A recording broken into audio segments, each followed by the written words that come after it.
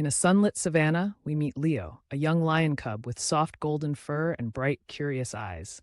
He's shy, but holds a brave heart beneath his fluffy mane, just waiting for the right moment to shine.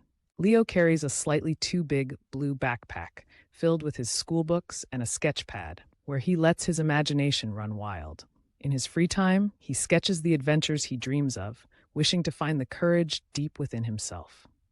Along comes Reggie, the zebra with bold, smudged stripes and a swagger in his step. He wears a worn-out cap tilted sideways, giving him a tough appearance. But behind that sneer lies a secret, a loneliness he doesn't want anyone to see. When Leo meets Reggie, he feels intimidated, sensing the rivalry in the air. Yet both characters carry their own fears and insecurities. A moment arises when both Leo and Reggie must face their fears.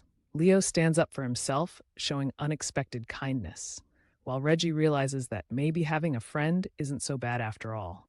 In the end, they discover that true courage lies in helping each other face their challenges.